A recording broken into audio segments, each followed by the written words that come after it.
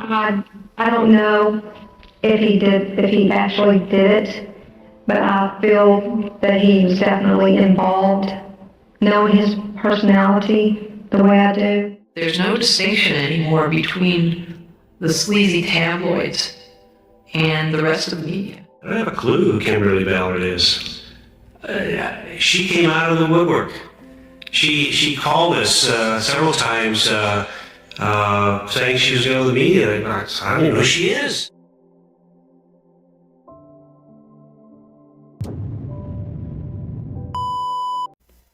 Before we get started today on a very interesting topic, don't mean nothing, just talking about possible affairs. Don't mean nothing. It really doesn't. Just talking. I'm not accusing anyone of anything.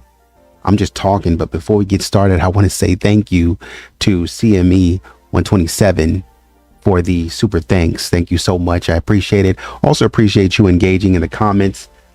First of all, and then second of all, I want to say thank you to Carrie Serrano, 9818. Carrie's been mentioned a few times. So thanks again to Carrie. I really appreciate it. Again, thank you for engaging in the comments. Of course, you know, Maine. Ain't nothing new. I appreciate you, Maine, for the love. And once again, the full name is Maine Hypnosis LLC 3294. If you're in Maine and you need some work, please reach out. Okay. Thank you. And last but not least, Eve of West. Appreciate you a whole bunch. I also appreciate you for, and all of you more broadly, for coming to my defense in a lot of cases. Because, sometimes I talk to people and, people get riled up a little bit. And so sometimes it's like, hey, I gotta correct some stuff. I can't let you just run off with saying stuff. So I appreciate each and every one of you for contributing to the channel, giving out of the kindness of your heart. Thank you so much. As I always say, thank you. Hope you enjoy this next video. And here we go. Kind of start off real nice and easy. Something like this. Found a treasure trove. I didn't know what Melinda looked like. I didn't know what, more importantly, I didn't know what Cindy looked like. Let me go through my notes just to make sure, just in case you want to see her. Maybe you've seen this before. I haven't seen it, but I didn't know what they looked like. And I'll just start off with this.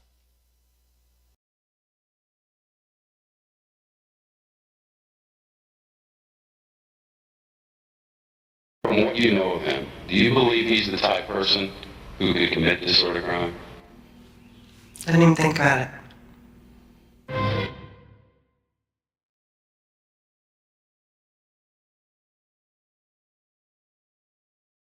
From what you know of him, do you believe he's the type of person who could commit this sort of crime? Your contact with him has obviously been limited. It's just, I don't know if he actually did it, but I feel that he was definitely involved, knowing his personality the way I do. Who's Kimberly? I don't have a clue who Kimberly Ballard is. And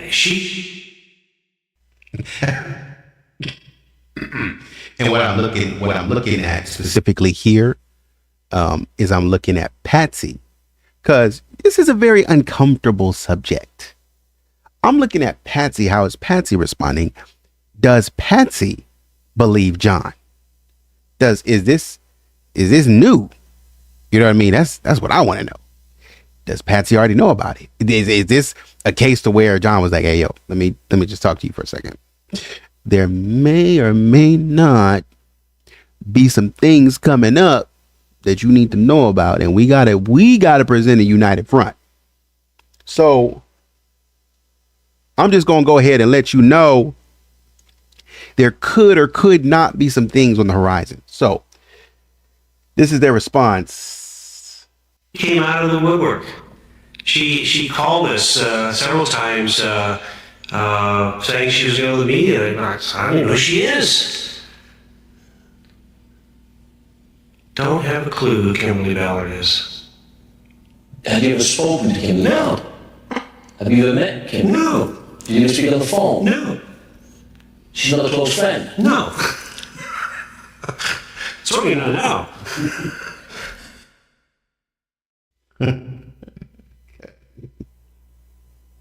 You know what? I ain't even trying to overanalyze. But Patsy doesn't look like she's like smiling too much. What I would expect to see. Patsy keeps looking at John. She keeps looking at John. I would expect her to look right at the camera and just be rolling her eyes and be like, and just be shaking her head and as John is talking and be like, you know, whatever. But she's looking at him and she's like,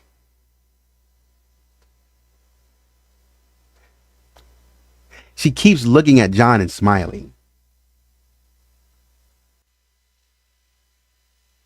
That he was definitely involved, knowing his personality the way I do. Who is Kimberly? I don't have a clue who Kimberly Ballard is. She came out of the woodwork. And John or Patsy right there, when they showed that, Patsy like looked down a little bit, like she was like, and then looked back up. I'm not saying, it just feels like there's some fatigue of some sort there. Whether you're tired of being there or you're just tired of being bombarded with questions or you find yourself overwhelmed in the moment. She looks down very unenthusiastically to me. And like I said, man, I'm not trying to overanalyze, and I'm not saying that John is lying, and I'm not saying that she doesn't believe John. I'm just saying I would have expected her to be more enthusiastic about this. John is smiling as if like, yo, no, this is a big joke, right? You can't possibly believe this. But it's like, I'm wondering if Patsy is as enthusiastic, like, man, that girl said this and that, and she didn't even, Patsy doesn't have her classic attitude, right? That girl didn't even do this. We don't have, Patsy is not doing that. Patsy is like looking at John and then just looking back, and she's just kind of going with the flow in this segment. That's what's weird. She called right there. He's talking, he's smiling. She like kind of glanced to the side, just, you know, whatever. He's talking and she's looking at him, and she was like, yeah. Not glancing at the camera, but just as if, you know, when you're talking to somebody and you're like, yeah. Or your eyes trail off. Her eyes just kind of trailed off, but then she's back on him. Started off with kind of like a smile. But now it's like decreased to just like a, I don't know what to call it, but it's no longer a full-on smile. It's now, because what I would have expected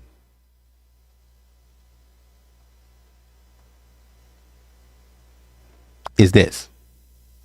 No, absolutely not. Absolutely not. It's just ridiculous.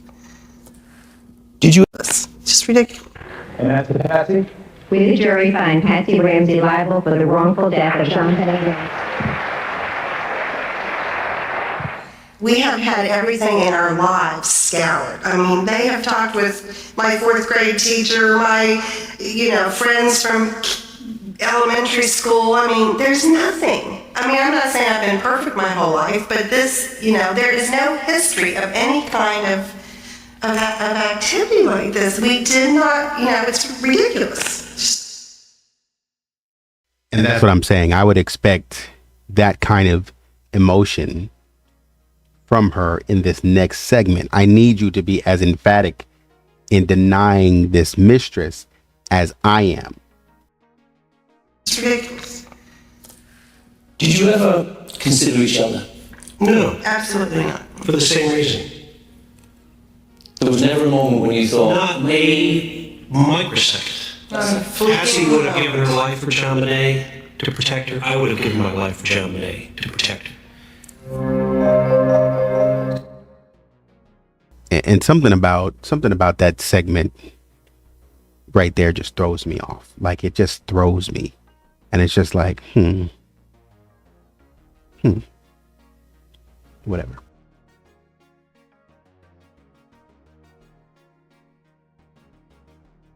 is it possible that Burke killed JonBenet? No, absolutely not. Absolutely not. Did the thought ever cross your mind? Absolutely not. It's absurd. No. Give me some history that would lead someone to. Because that absolutely not. Like, that seemed like it was a little overkill, and I didn't like that. I don't like that. I don't think it's convincing me at all. I just don't like it because it seems like there's no follow through. Like, when you say absolutely not, keep your eyes on me. Because like, this is what I'm saying. I'm tired of it, and I mean it. I'm tired of this foolishness. I'm tired of you accusing me, and I mean it.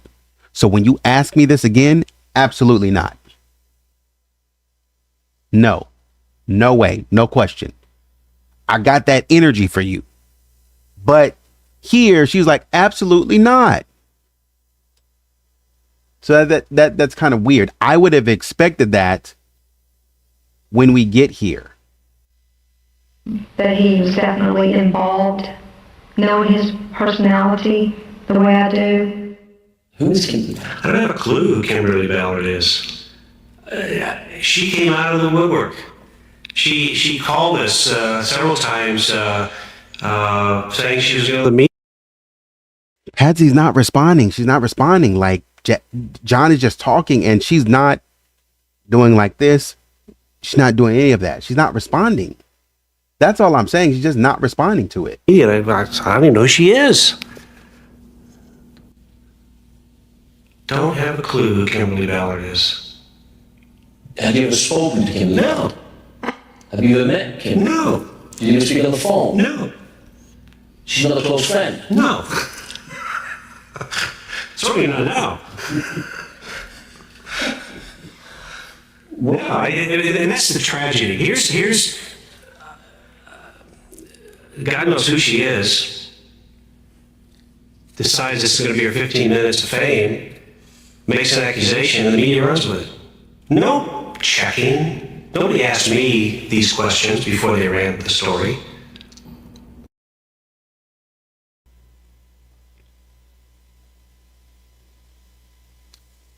It's just that Patsy's not responding, and she's not emphatic with anything. John is laughing up a storm. You know, the way, let me find the volume on this. Let me just, with no volume. The way, it's almost like she's waiting for this segment to be over. So it's like, I wonder if, like I said, this has been a conversation, and this is like a go along to get along kind of deal. But she's not as emphatic here. She's continuing to look at him. It's almost like I don't know what to do with my hands kind of deal. I don't know what to do. I don't want to look at the camera. And you don't have to look directly at the camera. You can just be like, yeah, and yep. Every single time. You know, we don't even know this woman. And you could put your own little story in there if you want to. You could say, and matter of fact, you know, when she called up and I saw this woman, I was like, we're not even there. But what cannot be refuted is the fact that John did used to travel a lot on trips. And so what might be turning in Patsy's head is that it's possible that John could have gone Oh, I wasn't even there, this and that. Yeah, you may not have been there this time, but there could have been other times in which, what were you doing when you were traveling? You know what I mean? Because you traveled a lot. So that kind of makes you ask or question, what were you doing when you were traveling? That's kind of what's throwing me off. Okay.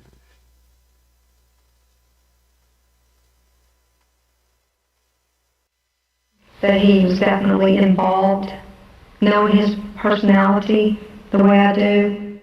Who is Kimberly? I don't have a clue who Kimberly Ballard is. She came out of the woodwork.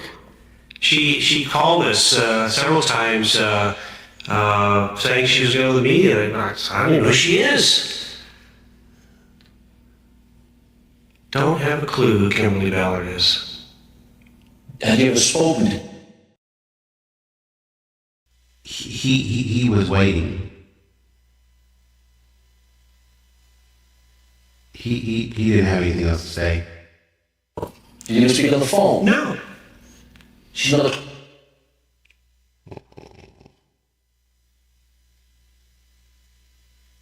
That he was definitely involved, knowing his personality the way I do. Who is Kimberly? I don't have a clue who Kimberly Ballard is. She came out of the woodwork. She called us several times saying she was going to the media. I don't even know who she is. Don't have a clue who Kim. Like, so he ran out of when somebody just sits there and looks at you, it can make you uncomfortable. And so you kind of keep talking, but he does this like with his mouth as he's about to say something else. Kimberly Ballard is. Had you ever spoken to... Right there. So he has like more stuff to say. The silence is getting uncomfortable, so he has more to say. Kimberly? No. Have you ever met Kimberly? No. Did you ever speak on the phone? No. She's not a close friend? No. Certainly not now. No. You know how Patsy is laughing? Patsy is laughing like, when something's really not funny to you, and like somebody is saying something, and they're having like the best time of their life, but you don't really think it's funny. You know what I mean? Like, that's how Patsy is laughing. It's like, man, this dude is crazy, man. Like, you know what I mean? It's a fake laugh. It's not. And you're like, Patsy, what do you think? What do you think? John is just rolling. Patsy, what do you think? Man, that's crazy. That's how Patsy is kind of laughing right now. It's not genuine. And that's the tragedy. Here's God knows who she is. Decides it's going to be her 15 minutes of fame, makes an accusation, and the media runs with it. No checking. Nobody asked me these questions before they ran the story. Nobody checked to see if I was in Tucson when she said I was, or the Brown Palace Hotel when she said I was. All they have to do is say, it has been reported that, and they're off the hook. So it was fun. They had fun with it. They just, at our expense. Why do you think the media treated the Ramseys in the way in which they did treat them? I don't know. Maybe they forgot the basic constitutional right, which is the presumption of innocence. Maybe they relied on gossip and materialistic values, chasing the dollar to finally, to get the story to be first, to compete. When I say that's John Andrew Ramsey's face, that is John Andrew Ramsey's face. Right there.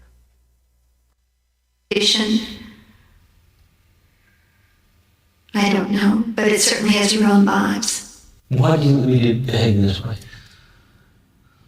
I think the media has become a profit-making machine. I mean, it's a business. It's not news anymore. It's a business. It's entertainment. There's no distinction anymore between the sleazy tabloids and the rest of the media. John Ramsey is saying...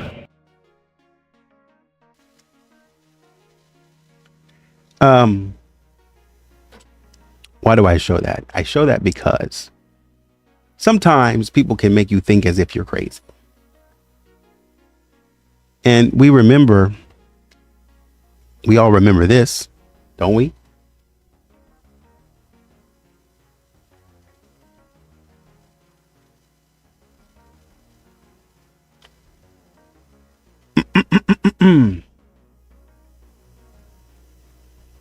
Kind of asking about, hey, Michael Caine is like, hey, kind of asking about the people that you brought to us. And two different instances.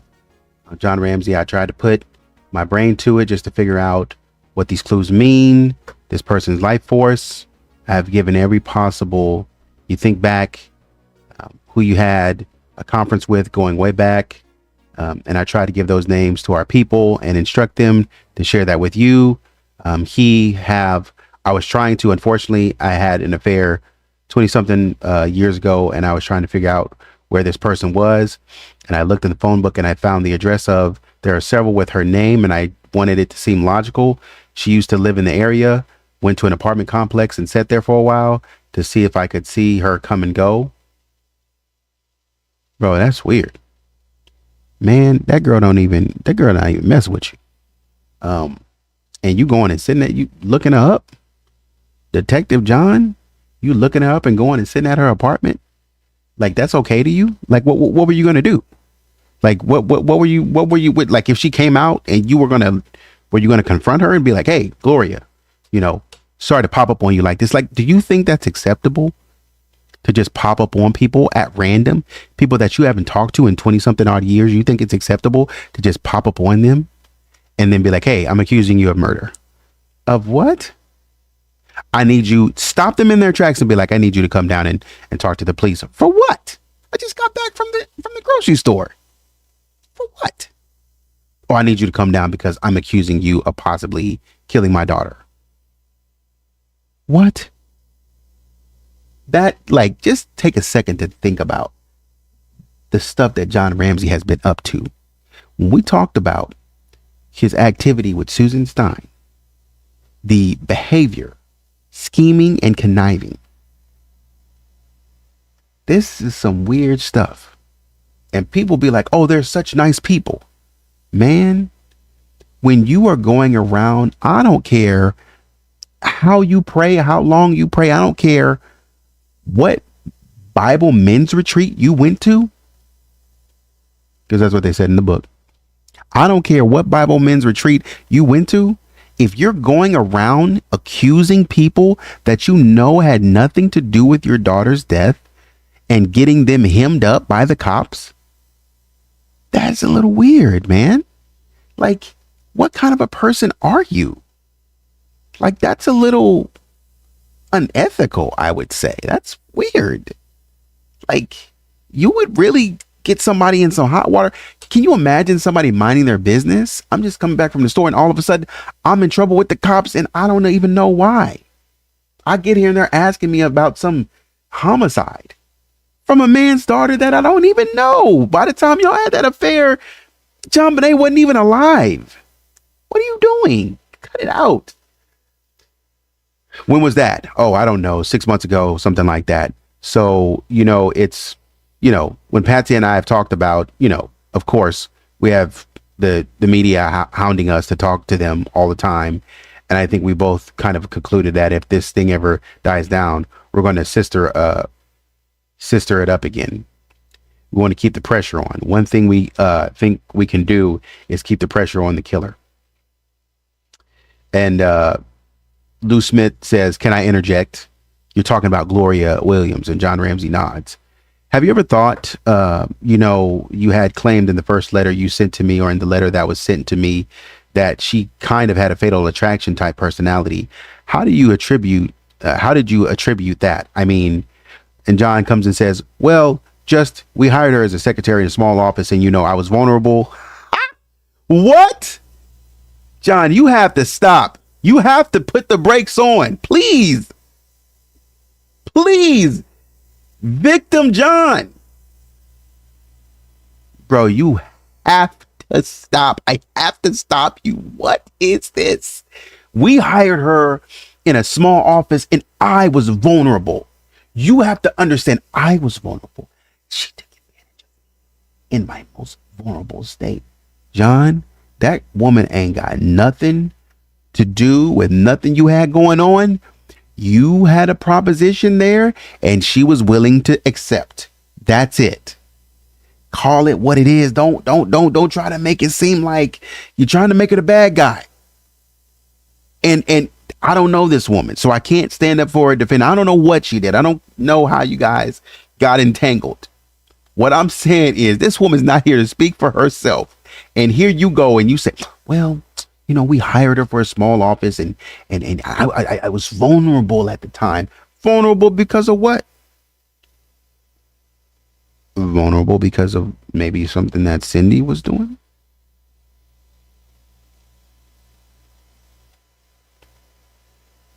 Because I'm struggling to understand why. You were vulnerable.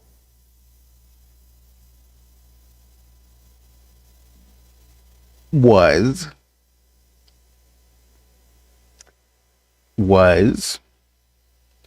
there a gap between, you know, maybe what you were wanting from Cindy and Mulver? Anyways, so John was vulnerable. I'm vulnerable, but I'm not crossing the line. I'm not doing nothing crazy. We're at a Christmas party that this, you know, office building had. She said, gee, I left something up in my office. Do you have a key? And so I went up, unlocked the door. And as soon as the door unlocked, she turned around and kissed me. And then I just kind of got sucked in. But it was, you know, just a very strong physical attraction.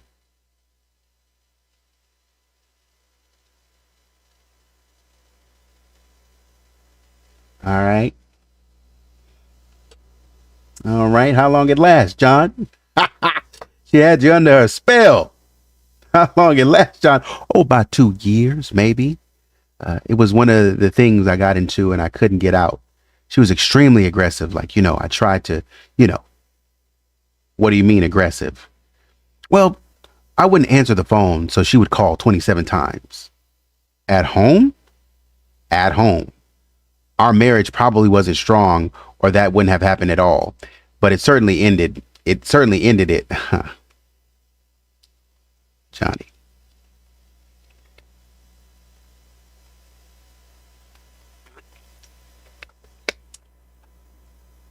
If this girl is calling your phone at the crib 27 times, boy, you done something. I don't know if you put the Mac down. I don't know what you've done. John got the women all over him. But whatever you did, this woman did not respect Cindy being around.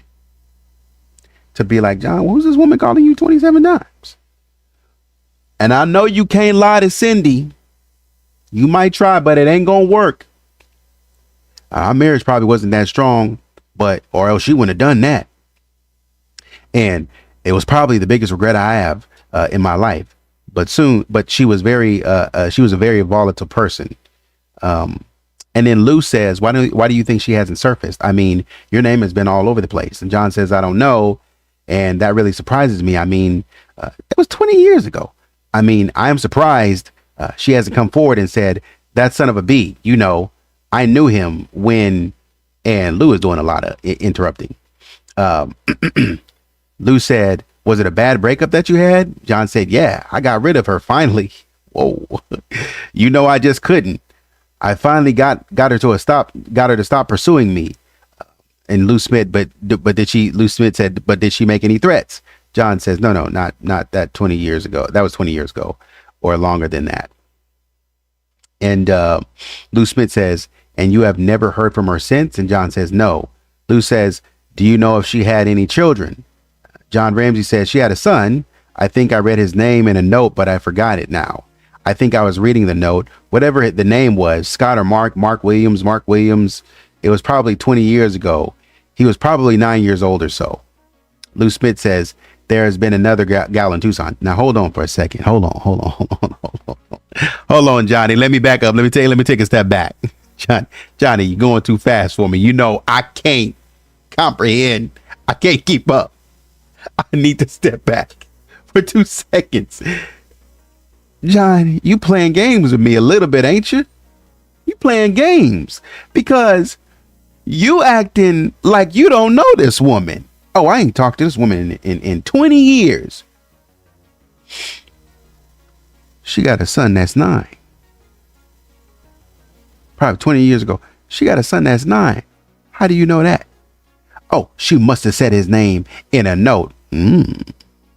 So you know when it's always that one that you'll always open the note for. It's always that one that's like, yo, I'm married, but you know, I'll still open a note from him. I'll still look at the communication. No, I can't do that. I'm married, but it's nice to know that somebody on the outside is still reaching for me. It's nice to know for my ego's sake that this woman was really all on me. She really liked me. And so she really still coming for me. This woman is crazy, you know. I don't pay attention to her except for the fact that she has a son. I know she has a son. I don't know how I know that, but also too, I was able to find her on command when I wanted to see something. Like I just wanted to be able to check and see if she had anything to do with this. And it's like sometimes you just trying to look up people just to look them up. That's really it. You trying to look up people just because you want to see how they're doing. You should not know anything else about this crazy lady, as you say, but yet you know she has a son, and yet you went in the phone book and you were able to find where she lived, and you pulled up on her and waited for her. You ain't. Now that's crazy. You telling me this woman's crazy? That's some crazy stuff. Birds of a feather flock together. Now, what about this Tucson gal, the one we just saw, the blonde, the one we just saw? I have no clue who that woman is. No clue. Lou, so Lou says, I know you said in the last statement that's BS. And John said, total. She called my office several times. We tried with our investigators to get her to ask for money. She never would. When she would call and say, the newspapers want me to talk, what does John want me to do? My secretary would come in and say, who in the world is this woman? I didn't know her. I had no clue. I haven't been in Tucson for 20 years. So I turned it over to these guys and they called her back. And she said, you know, I need help. You know, tell me what to do. I don't know what to do. And so they tried to get her to ask for money. What do you need? I don't know what you guys did. She never would cross that line to extortion. And we just blew her off. I never talked to her. And the next thing I know, she is blah, blah, blah, celebrity on television. And Lou Smith said, how would she have gotten Pam's telephone number? John Ramsey says, Pam? Lou Smith says, Patsy's sister. And then John says, well, I guess she didn't know. I guess I didn't know she had talked to Pam. But we were writing in the paper at that time. Only thing I can figure is that our phone number is the phone number. Lou Smith said, you're saying that's definitely not true. There's nothing. And John says, there's nothing that happened. I have no clue who that woman is.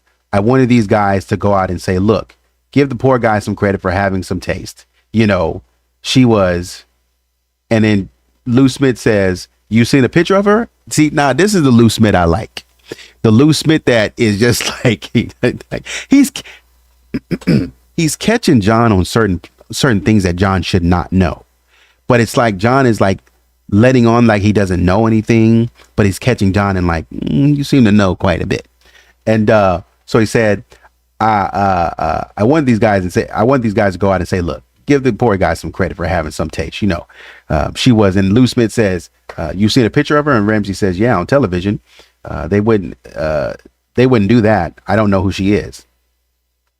Lou says, just one other question along those lines. In the report, there's some kind of indication this is somebody talking about a blonde bee down the street that may have interest in you.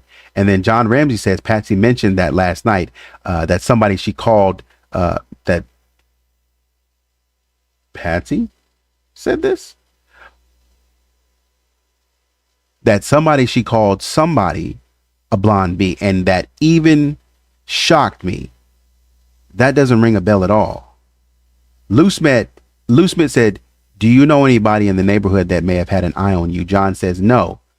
Lou Smith says, do you know anybody at all? John says, well, I know of some of the people in the neighborhood, but, and Lou Smith says, do you know a Debbie Sheffley?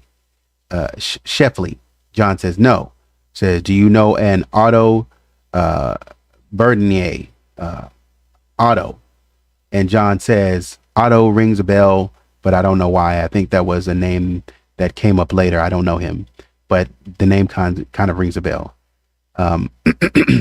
Lou says they may live in the block to the north of you. John says no. And Lou says, you don't know anybody in the area. John says, well, I mean, we knew this is a girl that was friends of the Fernies who lived there down the street with her boyfriend a block or two north of us. So why are you lying? I just asked you, do you know anybody a block north of you? And you said no. But then you tell me that you know somebody from the Fernies who lived with her boyfriend. And you met him at the Fernies. See, this is the type of stuff that I'm talking about. Like, you're telling me that you don't know anybody, but then you come back and bro. And so the way in which Patsy would refer to her as some blonde bee is calling you. Who is that? Who is this blonde chick that's calling you up? That kind of makes me feel like, and that's what I'm saying, when we watched, and I didn't even know this was in here. When we watched the video that we just watched, and Patsy was just like, that kind of makes me feel like this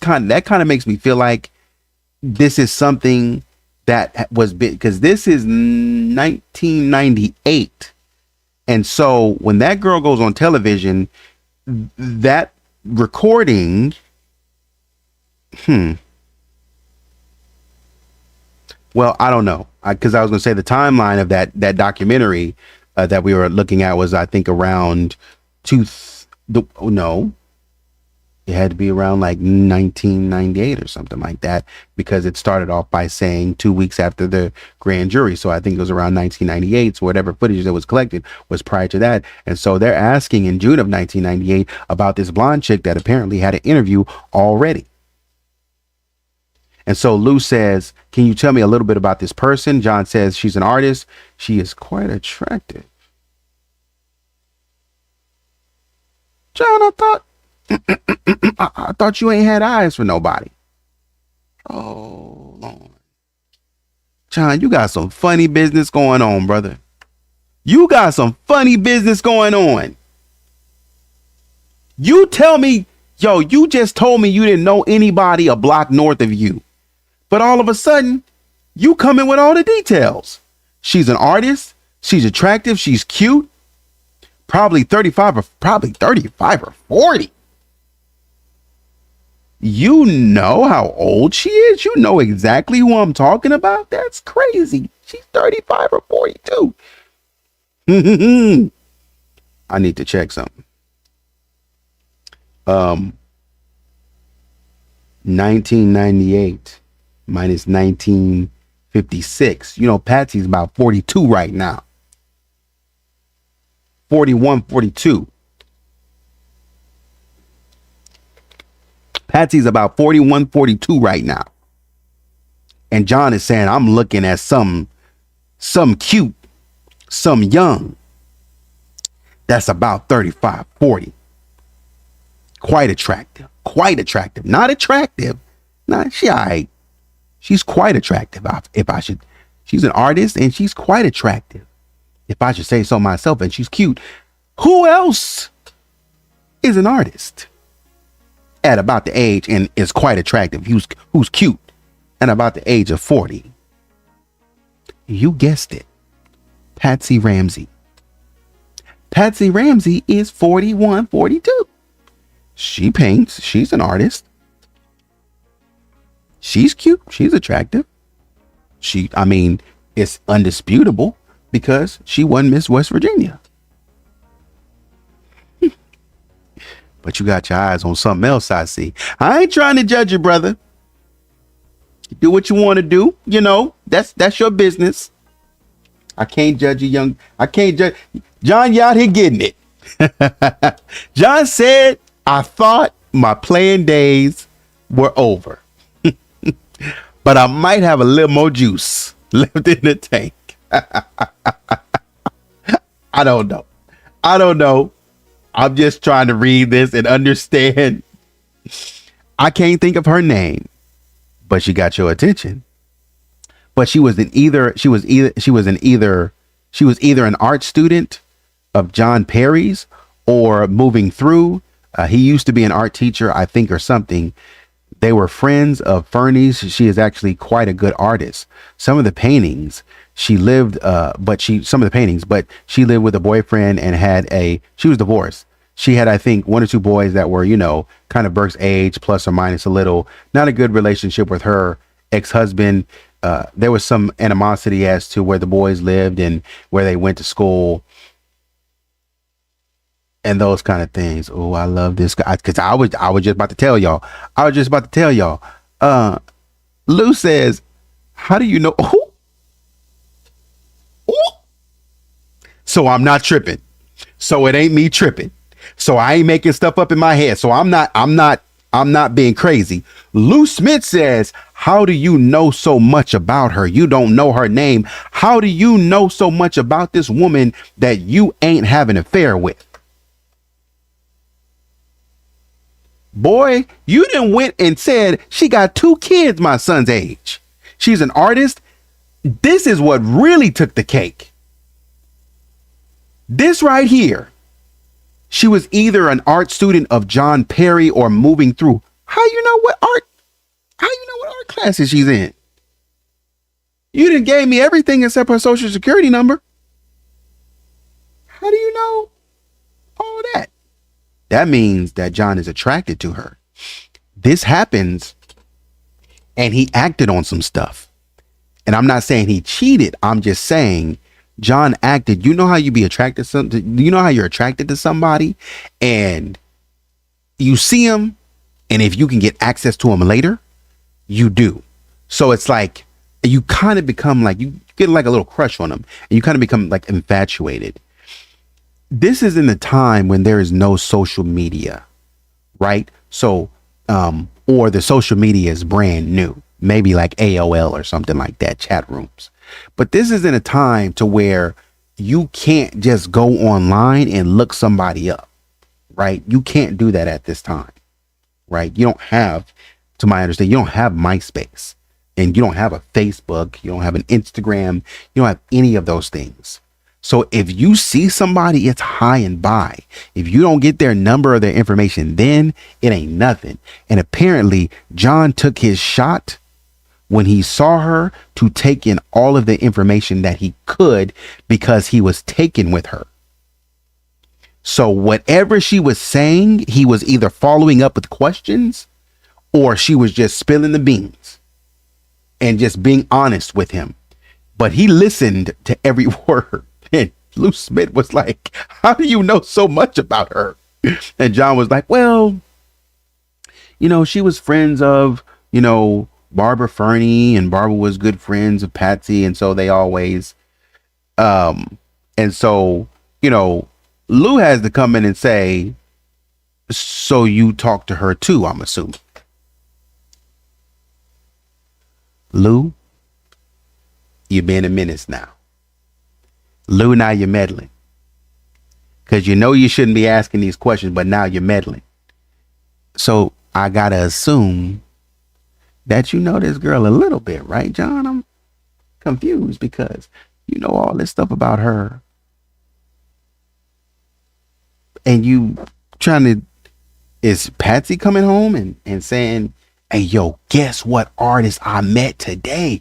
You'll never believe I met an attractive artist who goes to the school of John Perry. She's got two boys about Burke's age, and she's my age. She's quite attractive, and she's a really good artist. I sat there for hours, with Barbara. I sat there for hours with Barbara, and I just couldn't believe how attractive she was. That's what really got me. So move on. How do you know so much about her? And John said, I probably been with her. We had dinner once at Dikio's with a big group, and she was there. That's the first time I met her. She was with the Fernies at a birthday party, I think, for either John or Barbara. And I would see her once in a while, either at the Fernies or Lou Smith says, could that be who Patsy was referring to? You talking about as the blonde chick?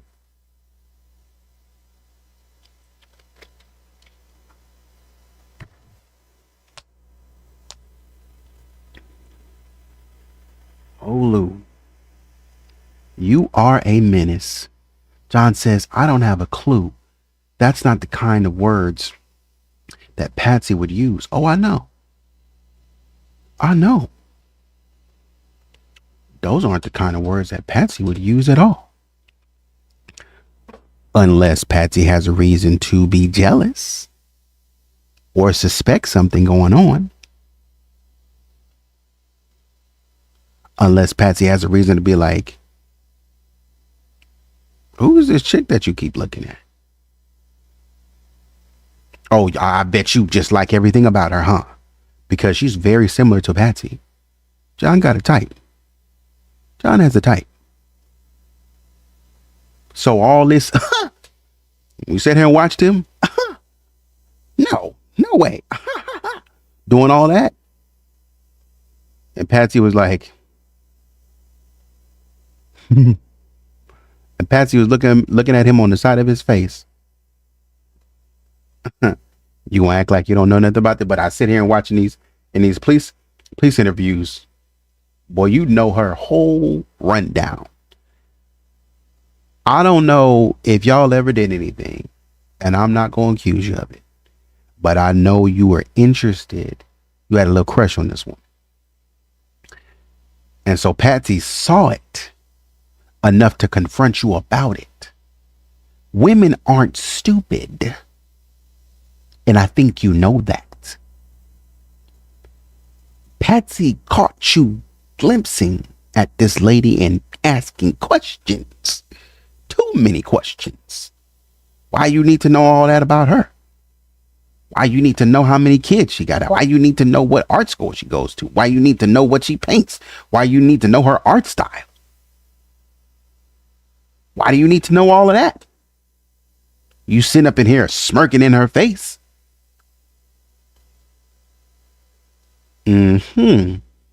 See, I didn't know what to think coming into this. I'm not going to lie.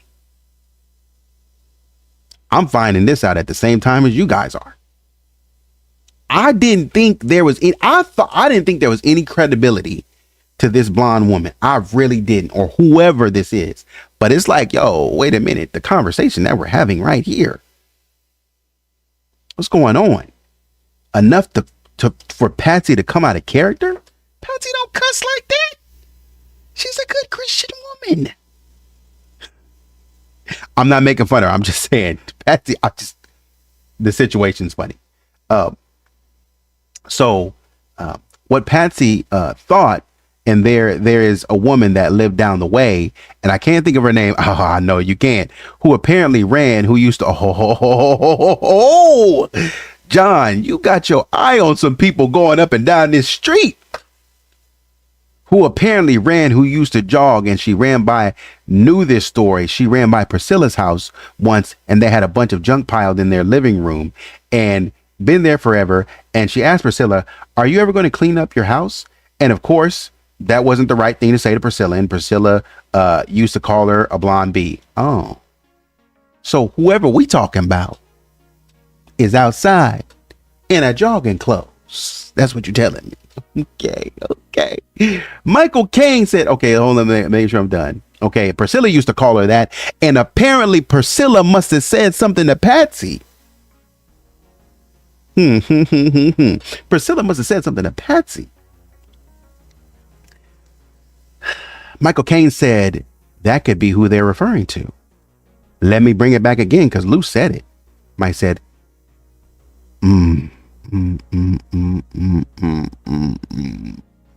that could be who they're referring to. And John Ramsey says yes. And Patsy didn't have an axe to grind with her. Or he said that could be who they're referring to. And John says yes. So we finally get him to admit that it's some blonde chick. You know, so you're not totally oblivious to some blonde chick showing up. That chick was running around jogging. Come on, stop playing. She was kind of a neighborhood friend. I can't think of her name, but she lived on the next block to the north. Lou Smith said that answers that. Go ahead. Patsy did have axe to grind. In fact, Patsy and Priscilla didn't like this woman. Probably because Patsy went over there and told Priscilla, John's looking at this blonde woman, looking at the blonde girl. Girl, can you believe I caught him looking at her? I caught him staring. And we were at the restaurant the other day, and he was sitting there asking her about this and that and blah, blah, blah. But John is saying she didn't have any problems with anyone. She was just a neighborhood friend. She was friendly. That ain't what Priscilla said. Priscilla said she's a bee. And Patsy followed suit. They don't like her. Your wife does not like her. What you doing? Because you're like, oh, but she's friendly. John, let me help you understand something. If your wife don't like her, you don't like her. Period. But what has she done to you to where you so hell-bent on calling her a friend when your wife and your wife's friend, the wife of your best friend, not best friends at this time, but the wife of your former best friend, they both don't like her. They on the same page. Lou Smith says, go ahead. Michael Caine says, just to follow up on what Lou was saying about Gloria Williams. You said you finally put a stop to it or called and said, how'd you do it? John said, well, it was actually Patsy indirectly and unknowingly helped that. I met Patsy. She was one of the first persons I met and I really cared about and wanted to. I was kind of thought she was kind of a gift from another, from another to help from my mother to help me get my life straightened out, who had died 10 years before. Yeah, she died in,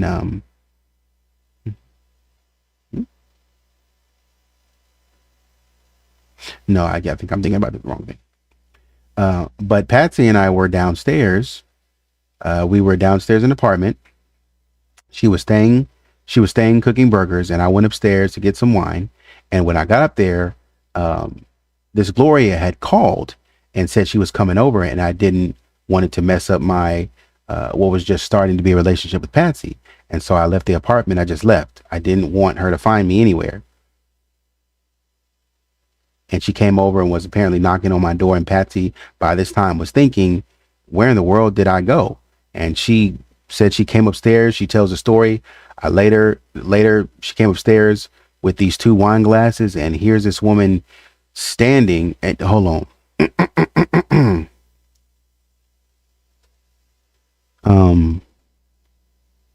I thought, and I knew it. I knew it. I knew it. I knew it. He made it seem like he broke it off with this lady before he met Patsy, and I knew that was not the case. Something told me that is not the case. John was still messing with that girl. John did not leave that girl alone. He didn't break it off with her. You got to watch John. You got to watch him. Patsy, he left Patsy to be surprised, for Patsy to be like, because John wasn't going to break it off. but he knew he was in dire straits. And so John was going to just act like he didn't know what was going on. So he leaves and acts like, because he saw her. He knew, or not saw her. He knew she called and said, I'm coming over. Instead of John said, hey, yo, Gloria, I got something going on. I think Gloria put that. I think Gloria put it on him a little bit, turned him out a little bit, to where John could. It's not about wanting to say no. It's I don't want to say no because I like what we got going on. We got a good thing going on. I don't want to ruin that. So that ended your relationship, as you were saying before. That ended your relationship, not because she was acting up. That girl, she took dominion over you.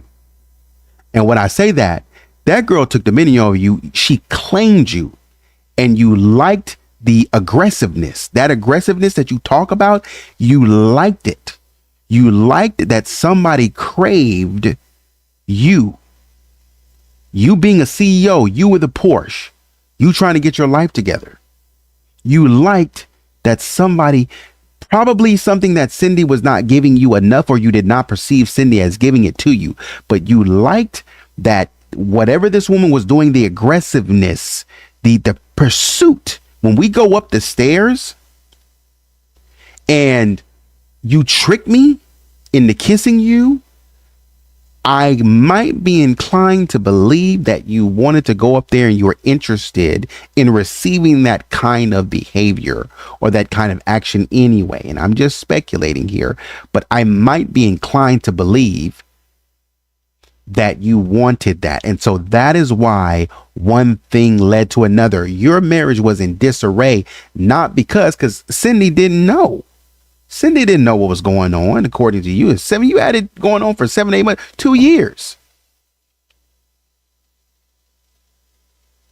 That girl called 27 times when it was over. When she knew she could call 27 times. When you probably were disrespecting Cindy behind Cindy's back to this girl saying, it could have been the case that you were saying, I want to leave my wife. Could have been the case. And again, I'm speculating here off the data. Could have been the case that you were telling this woman, I want to leave my wife. And she said, okay, it'll be me and you, and we'll be together. But what happened was you got away from, you broke it off and you made Cindy do it. So you could be, oh, woe is me. I'm laying here in a bed of sorrowful tears.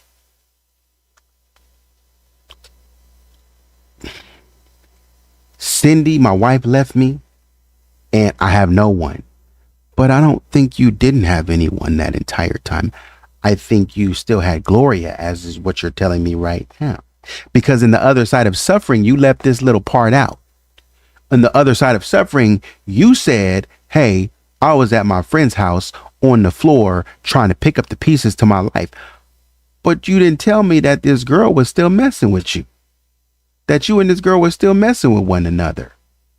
So even when you met Patsy, you were not a free agent. When Patsy came, you were smitten by Patsy. And so you started talking to Patsy, knowing you still had Gloria on the side. You didn't close it off with Gloria. And so you probably ignored some calls from Gloria here and there.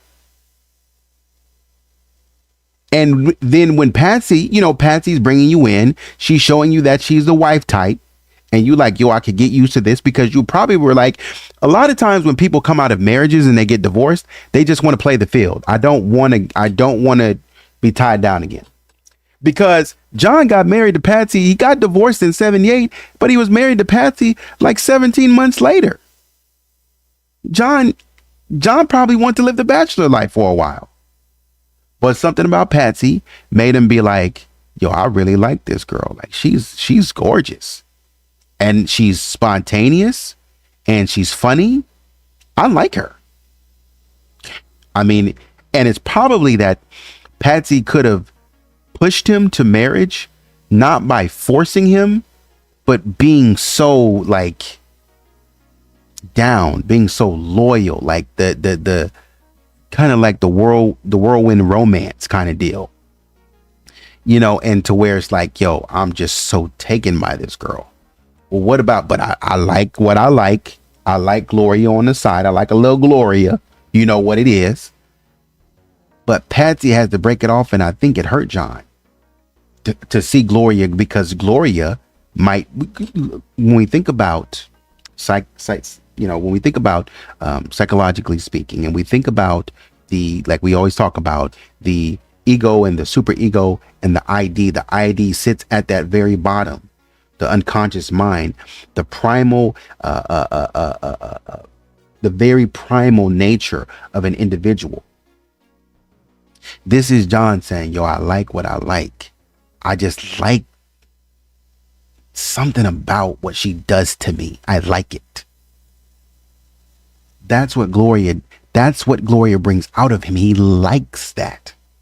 He likes the aggression. He likes that she takes charge of him. That intrigues him. Patsy's dope, but Patsy's not aggressive. So I really need that. That's why I never stopped messing with her until Patsy, because the way he made it seem, because I was like, yo, I would be willing to bet that she ran into Patsy and crossed paths with Patsy. I would be willing to bet that. But it never said it. And so I was like, maybe he cut it off. Like maybe he legitimately cut it off because I think he started messing with her in 76. And then that went on for 2 years. And he and Cindy divorced in 78. So it probably when it came to a head. So he was like, hey, yo, I'm done. When I leave this marriage, I'm done with everything. But he actually kept messing with her. And that makes more sense. So much so that he's still messing with her at his friend's apartment. Busted and disgusted. But you ain't too busted and disgusted to bring a chick through your friend's apartment. Even to the point to where now Patsy has to get involved and say something. All right. Came over knocking on the door, and that's something that Patsy had to deal with. Later, she came upstairs with these 2 wine glasses, and here's this woman standing and knocking on my door. And she said, well, where's he? And this Gloria says, he's in with her. Patsy says, her who? And she said, Patsy, oh, well, I was just bringing these wine glasses back. And she was smooth as a cucumber. And later that evening, I came back, kind of told her what had happened. I said, I had this girlfriend that was crazy, and I just didn't want to deal with it. And so I said I was going to stay there that night and sleep on the couch because I didn't want to be in my apartment. And we were just talking, and knock, knock, knock on the door. And actually, I think I was going to leave.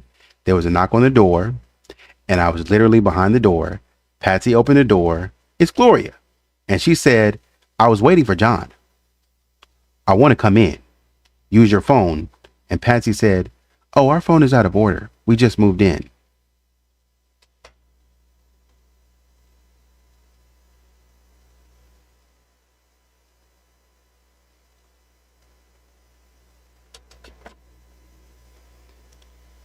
She came back. She came back. She came back. Hey, yo. John really be doing some shady stuff. Don't play with me. Don't play with me. I ain't saying this. This is John. See, people be like, oh, he's a nice Christian. Maybe he's a follower of Christ. I'm not saying that. And I'm not saying you have to be perfect. I'm not saying that at all. But I want you to take note and understand that even though sometimes people are great people, but they have their hangups and they have their shortcomings and their fallouts. And this is what their vices. And this is what it looks like. You cannot exonerate the Ramseys because they seem nice in your face. They're not going to show you their vices. No one wants you to see that about them. Why would they? That would make me seem less than perfect in your eyes. So no one wants to show you that. That's why we handcuff the primality of who we are. I could be looking at you and be like, man, I want to do this. Or, man, I wish I could just stalk that person or something like that. Or, man, I wish I could. But you can't say that out loud. I can't say that. Can't say that. John can't say this stuff out loud. I got to talk to the cops about it because they're the law enforcement. But what I really want to do is I want to have my cake and eat it too. This is the stuff that John is doing. John playing games. So we've seen John acting like he don't know some woman, and Patsy know who he's looking at. Priscilla knows who he's looking at. They're well aware. Number one. And then he got into this thing with Gloria, or had this thing going on with Gloria. Didn't want to deal with that, so he got Patsy involved. This is messy. And it relates back to his childhood. When you see him, and John is taking this senior picture as if one day I'm going to be big. One day I'm going to be this big CEO. But, oftentimes you might hear someone ask, what is he going to do when he gets to the level of that kind of power? Let's see how you act when you get to the level of that kind of power. And so John feels like with his Porsche, he's on top of the world. John is going to let you know. I mean, I ain't, I'm in my friend's house, but I'm about to get my own spot. So when he's getting all this female attention, this is what he does. And he doesn't close it off. He just tries to hide out in the house with Patsy. And Gloria, she's dealt with his wife before, so she has nothing to be worried about. She ain't scared of no Patsy. Gloria comes and says, I don't know who this chick is. I don't know who this Patsy chick is. Looking all bright-eyed and bushy-tailed. But I didn't have John divorce Cindy for me to get clipped out by some young chick. I'm going back up there because she definitely left and was like, yo, what's going on? What is that? But then she came back and she was like, you know what? Maybe she's some sort of chick that thinks she's going to, number one, take my man. Or I don't know who she thinks she is. Maybe she was just a friend visiting. But I'm about to go back over there. And she went back over there. And she was like, I want to come in and I want to use your phone. Now, Patsy has to be a little bit more clear. We don't have a phone. Our phone is out of order. And here I was standing behind the door. You said it, not me. John is standing behind the door. What you think? What you think? Yeah. I'm standing behind the door. Then she was just, and from that moment, first of all, from that moment on, Gloria left me alone. And I also realized what a significant person Patsy was, because here she was, a 23-year-old, just standing there. So that was kind of the breaking point. Lou says, have you located her at all? Have you been able to locate her at all? And John says, I don't know, but I'm very surprised that she hasn't surfaced. And Lou says, that is kind of unusual. And John says, yeah. I'm going to skip ahead to this, man. John's doing some shady stuff, man. Like I'm telling you, John's doing some shady stuff. Because it's like I'm seeing what they put in the book, but they're talking about it in real time, and they've had a chance to go back and formulate it and make it sound good. But they are talking about these people like they're dogs. So in the book,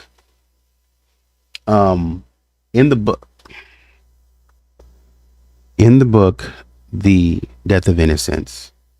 During her internet searches, Susan Stein discovered a web poster called Jameson, and this Jameson person actually turned out to be somebody named Susan Bennett. Miss Bennett wrote to tell us that she had been following the case, interested in the crime, and to our surprise, she disclosed that she was in fact Jameson on this post, on this, this internet. 6 months later, they met her for the first time. She had a husband, James. brought their son to she and her husband James brought their son to Atlanta to vacation at Six Flags Over Georgia. I've been to Six Flags Over Georgia. Jameson contacted us, agreed to meet over coffee. She looked like a regular mom, long dark hair, big eyes, broad smile, good sense of humor. Wasn't sure how she got so wrapped up in it, and she was happy to oblige. She was happy to oblige and tell them how she got wrapped up in it. I just saw it, and I just got wrapped up in it. It touched me, and I thought that the parents couldn't have done this, so on and so forth.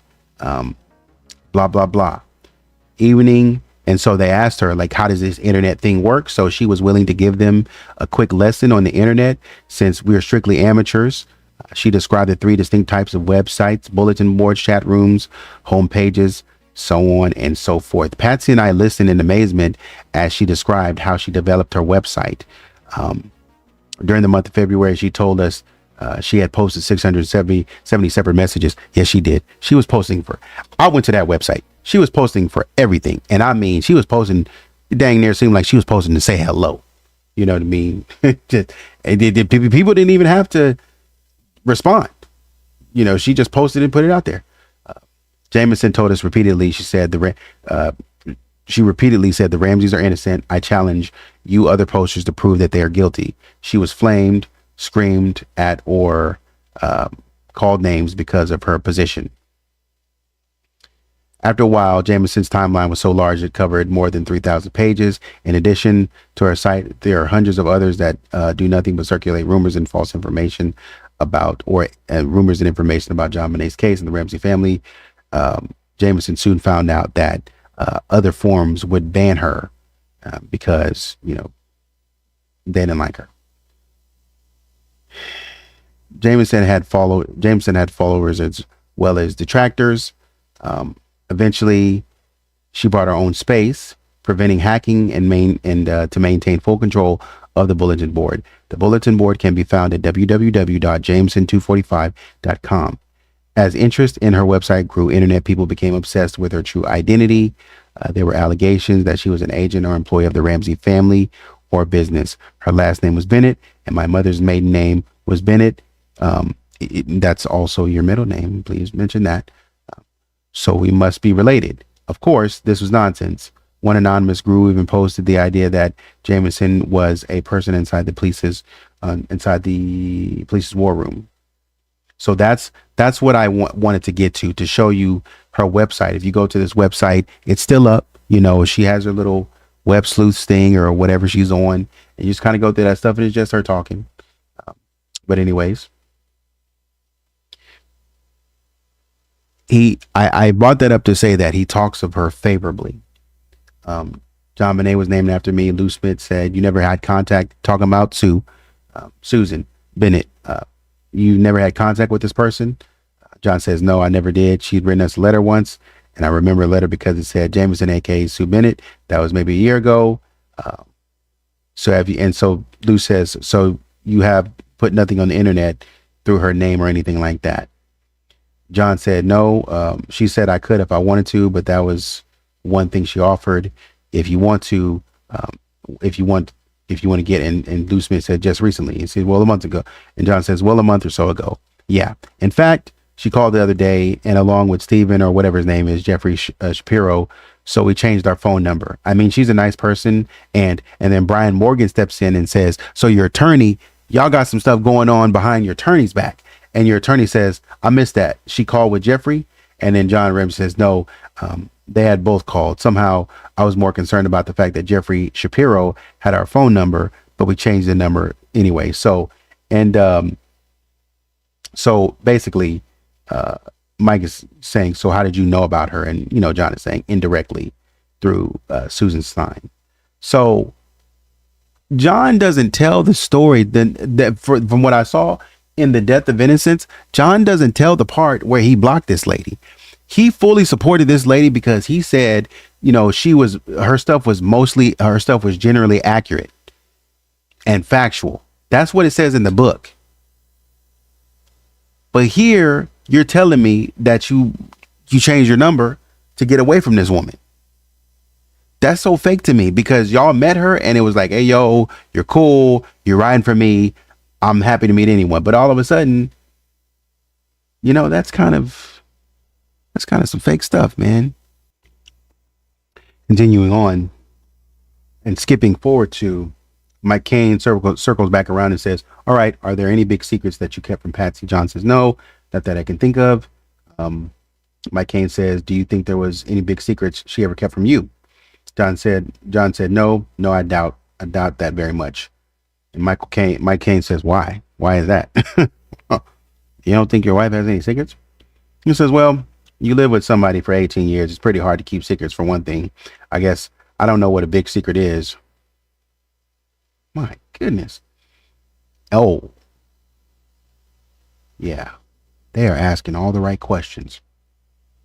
Because it was like, oh, yeah, I I've been with Patsy for 18 years. It's kind of hard to keep a secret. Yeah, well, you were with Cindy for about 11. He said, well, you live with somebody for 18 years. It's pretty hard. Mike Cain said, how'd you keep Gloria a secret from Cindy? Oh. That was my next question. I mean, we're on the same page. He says, no, we were divorced after 2 years. No, I'm asking, you kept Gloria from Cindy for 2 years. I think that affair probably went on for 8 months or a year maybe before it exploded. Yeah. How did you keep her? And Mike Cain says before she found out about it. And John says, and Mike Cain says, but you were able to maintain it for that period. And John said, yes, we talked yesterday about it.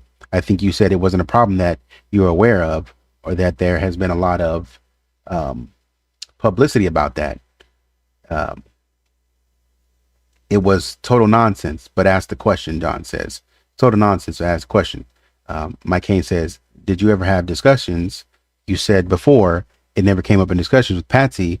What about subsequently with all the publicity about it? It was one of those ridiculous tabloid pieces of data that was, served. Would it be, Mike Cain says, would it be a big surprise to find out if that was in fact the case, that you did have a problem with it?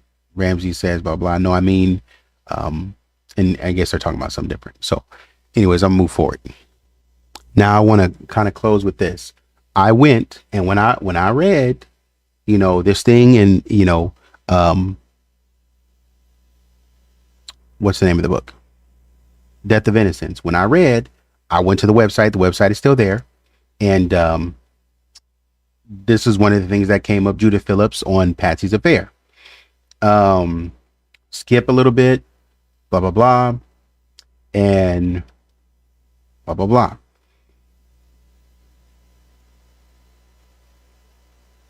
Ghostage was there. There was a woman whose name I don't recall. Those were like 3 interviewed me. I was taped, blah, blah. They asked odd questions like, do you know this person related to JR? They were naming off at least half a dozen female names.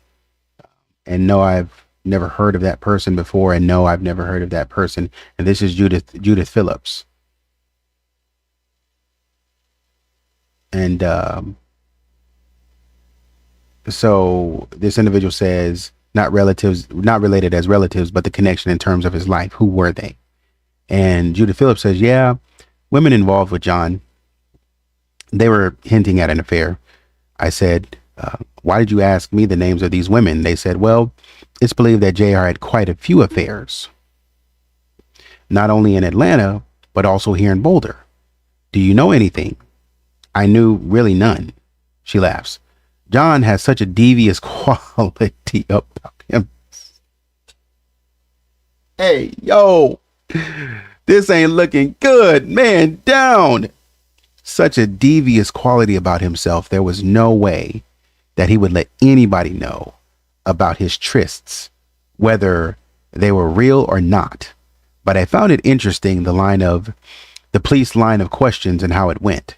Then they asked me if I knew about Patsy, if I saw her anger, if I saw her lose her temper, and if I knew if she had ever had any relationships here in Boulder. Questions like personality type questions.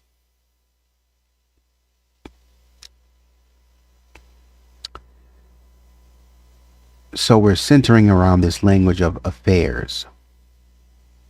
And it's all the way on TV now. to where it might be something. John had one, but he's saying, I'm clean now. And they were asking me, and so Judith Phillips is saying they're asking me if Patsy had an affair. And the person says, well, did she? And Judith says, not that I know of, but I have been told by a friend of mine who is much more deeply involved in this story than I am, that she met with a woman in Denver that had a health club that played racquetball with I'm trying to think, he was not an accountant, and then this person says an investment person. And she says an investment person. Yeah. And according to her friend that she knows very well, this investment person who is a man, and said that he had a relationship with Patsy Ramsey that night. And the person says the night of the murder. And she said, yeah, that they had come home from the party at the Whites. Patsy had left the home and had attended the party where they had a fling going on. And the person says, do you believe that? Can't understand what Judith Phillips says. And person asks, how do you know? And Judith Phillips says, how do you know? It's not that I don't disbelieve it. It's like, you know.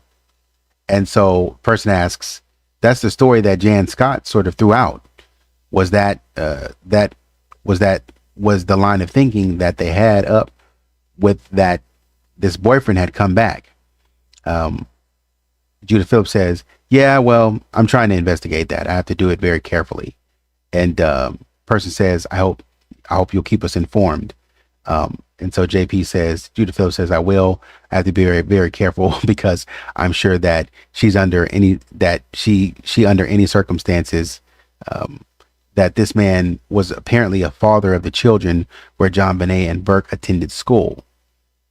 He says, your school. She said, no, their school. Judith Phillips says, no, their school. At the time, they switched from public school I can't remember the name of it. They were at a special satellite school, magnet school. Patsy left. Susan Stein left, Roxy left, took their kids with them.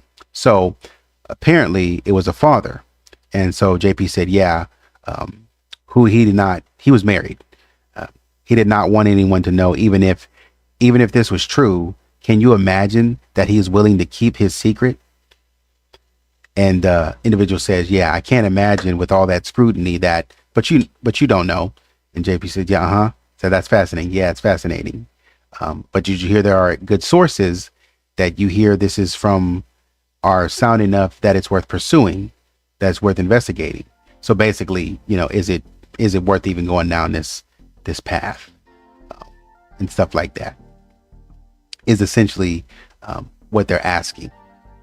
And she's not really sure.